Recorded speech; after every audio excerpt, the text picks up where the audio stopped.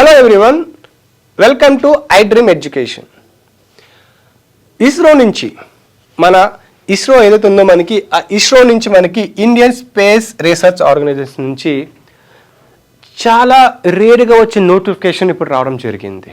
ఇది కంప్లీట్గా non technical అంటే అడ్మినిస్ట్రేషన్ సంబంధించిన నోటిఫికేషన్ అయితే రావడం జరిగింది. ఇది చాలా రేరుగా వచ్చే నోటిఫికేషన్. ఎవరైతే ఈ ఇస్రోలో జాబ్ చేయాలనుకుంటున్నారో వాళ్ళకి ఇది గుడ్ న్యూస్.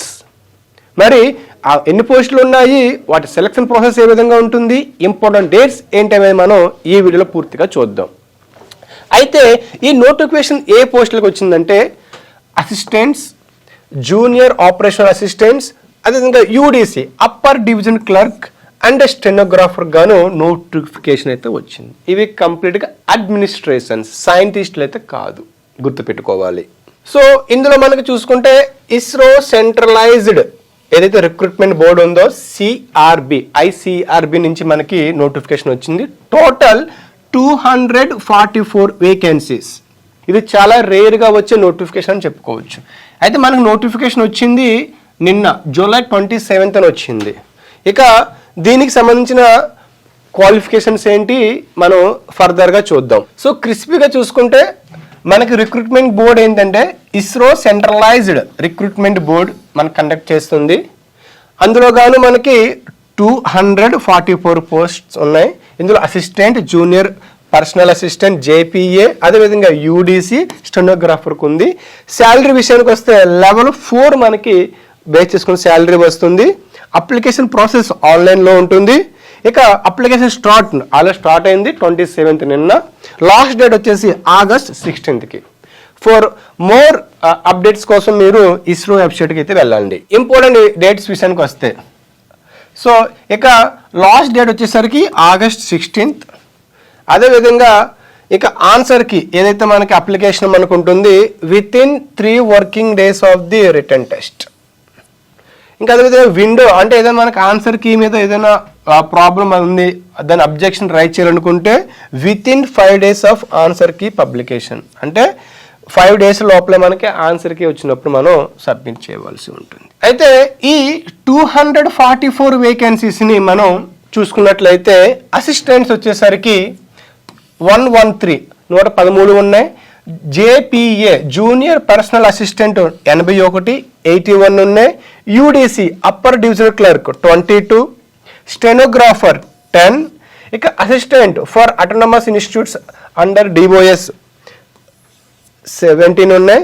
ఇక జూనియర్ అసిస్టెంట్స్ ఫర్ అటానమస్ డిఓఎస్కి 1 ఉన్నది. సో ఓవరాల్గా 244 post as per vacancy base చేసుకొని పోస్ట్ వైజ్గా మనకి ఇవి వేకెన్సీస్ ఉన్నాయి. మరి ఎక్కడెక్కడ ఉన్నాయి అనుకుంటే ఇస్రో ఉన్నటువంటి అహ్మదాబాద్ జోన్, బెంగళూరు, అస్సాం, హైదరాబాద్, మహేంద్రగిరి, న్యూఢిల్లీ, శ్రీహరికోట, తిరువనంతపురంలో అయితే మనకి 113 పోస్టులు ఉన్నాయి.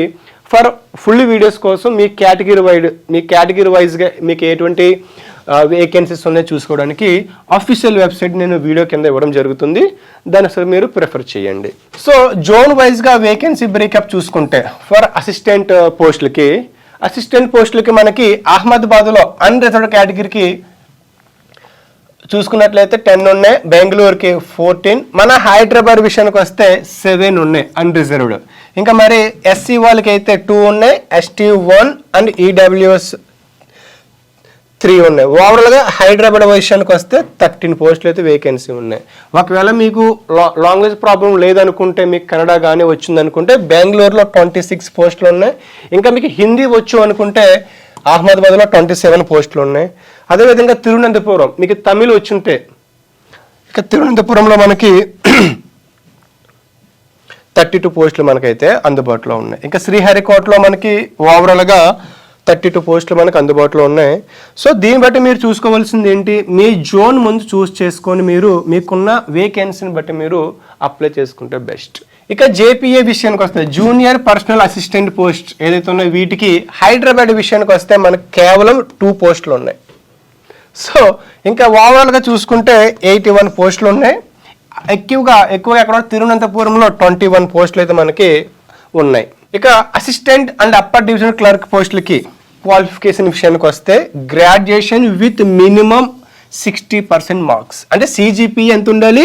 6.32 ఉండాలి.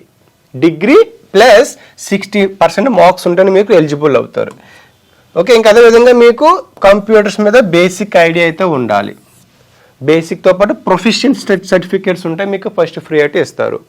ఇక స్టెనోగ్రాఫర్కి అదేవిధంగా JPA పోస్టులకి అయితే గ్రాడ్యుయేషన్ విత్ 60% మార్క్స్ సేమ్ దీనికి క్వాలిఫికేషన్ ఉంది. ఇక స్టెనోగ్రాఫర్కి అయితే షార్ట్ హ్యాండ్ వచ్చి ఉండాలి. ఓకే, మరి ఈ పోస్టులు మీరు మీ క్వాలిఫికేషన్ తగ్గట్టుగా మీరు చూస్ చేసుకోండి. ఇక ఏజ్ లిమిట్ విషయానికి వస్తే మనకు మ్యాక్సిమం 28 ఇయర్స్ ఉండాలి మ్యాక్సిమం ఈడబ్ల్యూఎస్ అండ్ అన్రిజర్వ్డ్ కేటగిరీస్కి.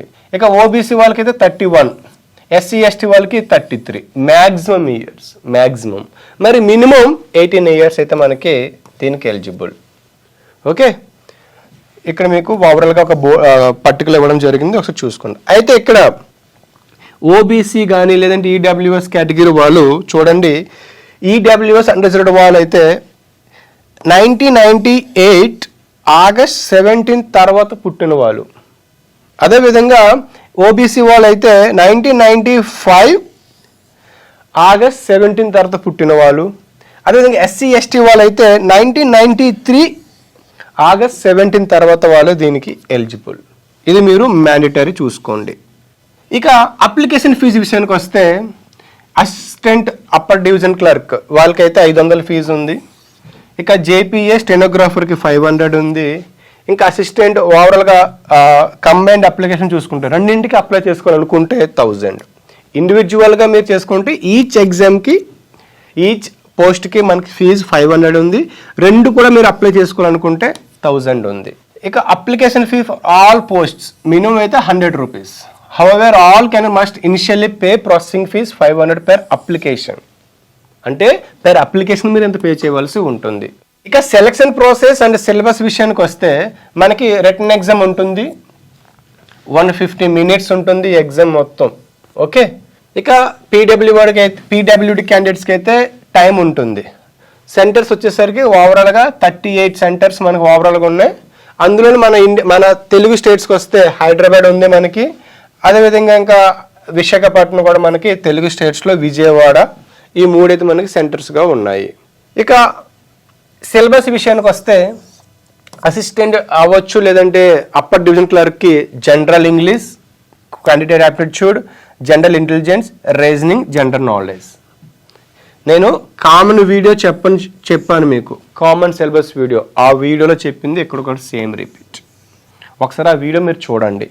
అయితే ఈ అసిస్టెంట్ ఏదైతే ఈ పోస్టులకి 1, 3, 5 పోస్టులకి 50 క్వశ్చన్స్ వస్తే 50 మార్క్స్. ఓకే, ఈచ్ సెక్షన్ నుంచి టోటల్ అయితే మనకి 200 ఉంటుంది. ఈచ్ సెక్షన్ నుంచి 50 క్వశ్చన్స్, ఈచ్ క్వశ్చన్కి 50 మార్క్స్ ఉంటుంది. ఓవరాల్గా 200 మార్క్స్, 200 క్వశ్చన్స్ మనకి ఉంటాయి. 150 minutes. చూడండి, 150 minutes ఉంటుంది, 200 క్వశ్చన్స్. మరి ఎట్లా పాసిబిలిటీ? సో రీజనింగ్, అర్థమెటిక్ వీటిలో మనం అలా జీకేలో మనకి చాలా ఫాస్ట్గా చేయొచ్చు, ఎక్యురసీ పెంచుకోవచ్చు. అక్కడ మీరు టైం సేవ్ చేసుకుంటే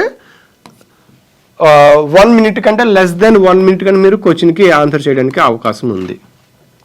ఇక క్వాలిఫైయింగ్ మార్క్స్ అయితే ఇక్కడ ఉంది. మినిమం క్వాలిఫైయింగ్ మార్క్స్, మెరిట్ కాదు, ఇక్కడ క్వాలిఫైయింగ్ మార్క్స్ మినిమం రావాలి. యూఆర్ అన్రిజర్వ్డ్ వాళ్ళకైతే 50. అదేవిధంగా ఇంకా యాజ్ పర్ నోటిఫికేషన్ ప్రకారం రిమైనింగ్ పోస్టులకి 40% రావాలి. ఇవి వచ్చిన తర్వాత మళ్ళీ మీకు మెరిట్ ఉంటుంది. ఫర్ సపోజ్ అందరికీ 50% వచ్చేసింది, అందరూ ఎలిజిబుల్ అయినట్టే, అప్పుడు మెరిట్ తీస్తారు, మీకు కట్ ఆఫ్ తీస్తారు. ఎన్ని పోస్టులు ఉన్నాయి, కేటగిరీ వైజ్గా ఎన్ని పోస్టులు ఉన్నాయి, దాన్ని బేస్ చేసుకొని మీకు కట్ ఆఫ్ తీస్తారు. ఆ కట్ ఆఫ్ బేస్ చేసుకొని మీకు మెరిట్ లిస్ట్ తయారు చేస్తారు. ఇక స్టెనోగ్రాఫర్కి JPA పోస్టులకి సేమ్ అసిస్టెంట్ UDCకి ఉన్నటువంటి సిలబస్ ఇక్కడ ఉంది. అయితే ఇక్కడ 2 కేటగిరీస్ చూసుకుంటే, సెక్షన్ ఏలో 100 క్వశ్చన్స్ 100 మార్క్స్ ఉంటాయి, సెక్షన్ బిలో 50 క్వశ్చన్స్ 50 మార్క్స్, సెక్షన్ సిలో 50 క్వశ్చన్స్ 50 మార్క్స్. ఇది టోటల్ 200 మార్క్స్, 200 క్వశ్చన్స్ వస్తాయి. 150 minutes అంటే 2 గంటలన్నర టైం మనకి ఎగ్జామ్ ఉంటుంది, 2 గంటలన్నర. సేమ్ దీని కూడా క్వాలిఫైయింగ్ మార్క్స్ సేమ్ మనకి ఈ పోస్టుల మాదిరి వీటిలో కూడా ఉన్నది. అయితే ఇక్కడ ప్రతి రాంగ్ ఆన్సర్కి 0.25 నెగిటివ్ మార్కింగ్ ఉంది, గుర్తుపెట్టుకోవాలి. నెగిటివ్ మార్కింగ్ అని చాలా జాగ్రత్తగా మనం ఆన్సర్ చేయవలసి ఉంటుంది. ఎలా పడితే అలా ఆన్సర్ చేద్దామంటే కుదరదు. ఓకే, నెక్స్ట్ స్కిల్ టెస్ట్ ఉంటుంది మీకు ఇక్కడ. స్కిల్ టెస్ట్లో ఏముంటుందంటే మీకు ఇక్కడ computer basics, MS office, okay, MS Excel, మొత్తం ఎంఎస్ ఆఫీస్ మీద మీకు ఎంత ఐడియా ఉందో చెక్ చేస్తారు. ఇక్కడ స్కిల్ టెస్ట్ అంటారు దాన్ని. ఇంకా స్టెనోగ్రాఫర్కి అయితే కంప్యూటర్తో పాటు షార్ట్ హ్యాండ్ వచ్చి ఉండాలి. అందులోనూ 300 words 60 minutes per, అంటే చూడండి 60 minutes word per minute అంటే చాలా స్పీడ్ కొట్టాలి. ఇంక షార్ట్ అదే 30 minutes కంప్యూటర్ డిస్క్రిప్షన్ ఉంటుంది మీకు షార్ట్ హ్యాండ్, దాన్ని మీరు ట్రాన్స్క్రిప్షన్ చేయాలి, టైపింగ్ చేయాలి. ఇక అసిస్టెంట్ యూడిసి పోస్టులకు ఒక క్రైటీరియా ఉంది. అందులో 60% మినిమం మార్క్స్ రావాలి ఇందులో ఓకే. అదేవిధంగా రిజర్వ్డ్ కేటగిరీస్ వాళ్ళకి 50% రావాలి. ఇక సేమ్ జేపీజే స్టెనోగ్రాఫర్ పోస్టులు కూడా కంప్యూటర్ లిటరసీ ఏదైతే ఉందో అందులో 60% ఫర్ అన్రిజర్వ్డ్, 50% ఫర్ రిజర్వ్డ్. స్టెనోగ్రఫీకి అయితే మ్యాక్సిమం 10% మిస్టేక్స్ యాక్సెప్ట్ చేస్తారు.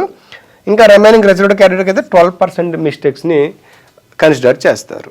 కాబట్టి మీరు ఒకవేళ మీకు షార్ట్ హ్యాండ్ వచ్చి ఉంటే ఇప్పటి నుంచే ప్రాక్టీస్ చేయండి.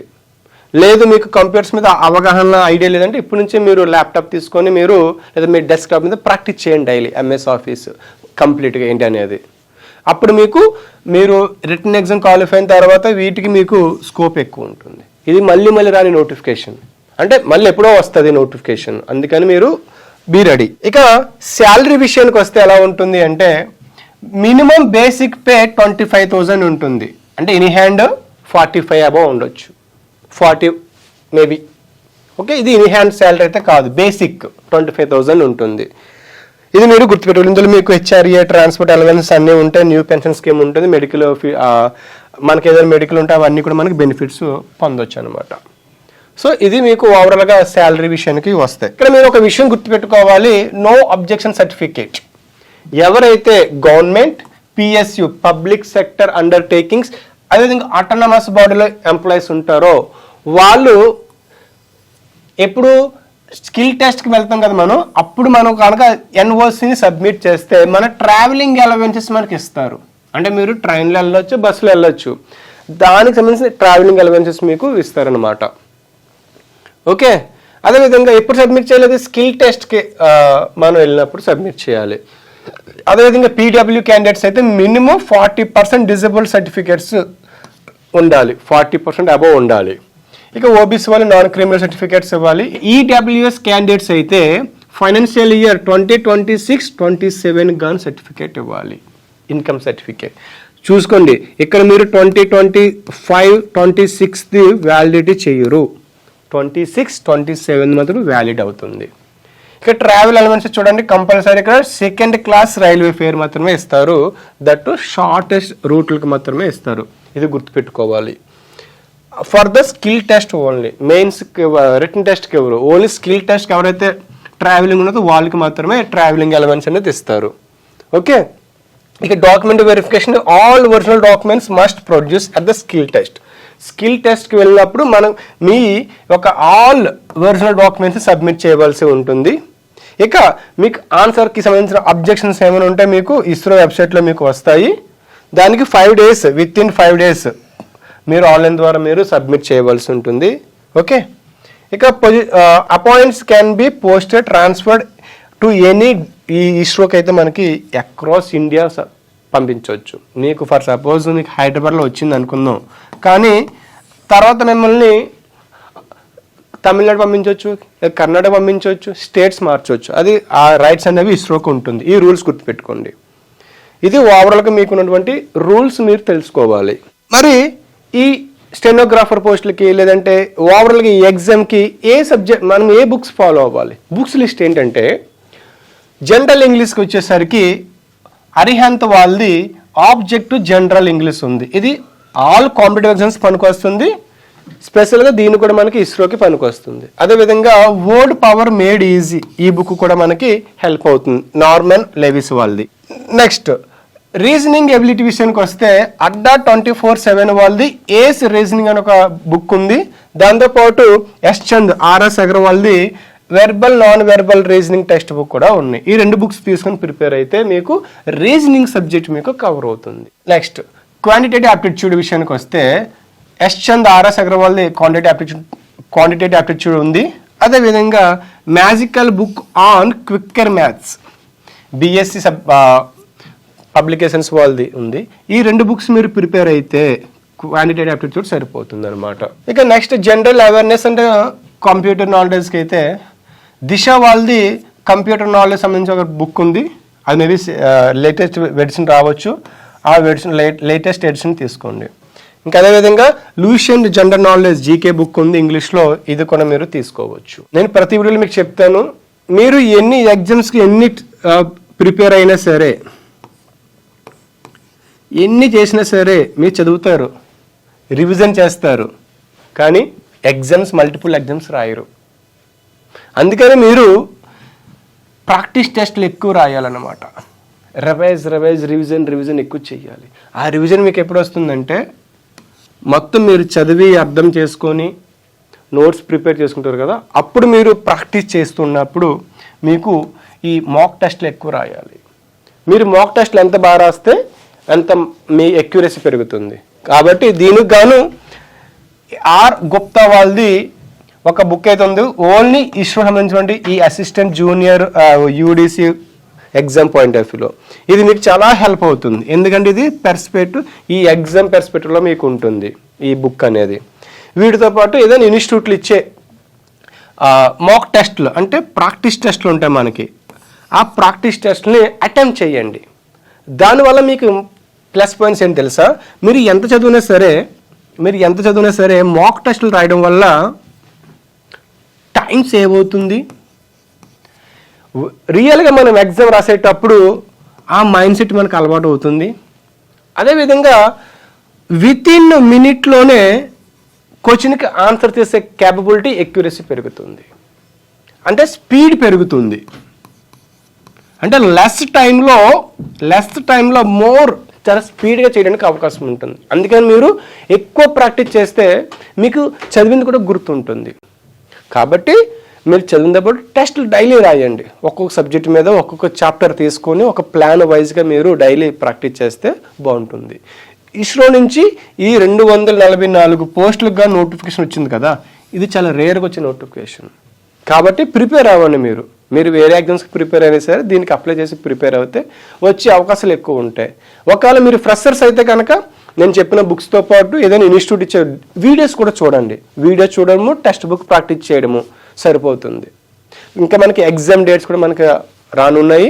దీని గురించి మరిన్ని వీడియోస్ కోసం, దీని గురించి అప్డేట్ వీడియోస్ కోసం మీకు రావాలంటే, మీరు మిస్ అవ్వకుండా ఉండాలంటే మన ఛానల్ సబ్స్క్రైబ్ చేసుకోండి. అంతవరకు thank you. And for more videos, please subscribe to iDream. Please subscribe to iDream. Please subscribe iDream. And please subscribe to iDream. For more videos, subscribe to iDream. please like, share and subscribe to the channel. Congratulations, iDream. Subscribe to iDream. Subscribe to iDream. So subscribe to iDream Media. iDream ki iDream team andarki huge congratulations. Please subscribe iDream Media. Please subscribe to iDream. Subscribe iDream. Please subscribe to iDream. iDream అంటే నా కళల channel subscribe చేసుకున్న note తిరుగుతలేదు, మీరైతే గంట గుర్తు కొట్టండి. For more such videos, please subscribe to iDream. Subscribe to iDream. Please subscribe to iDream. Please subscribe iDream Media. Please do subscribe to iDream. Please subscribe to iDream Media. For best entertainment and information, please subscribe iDream. And don't forget to subscribe to iDream.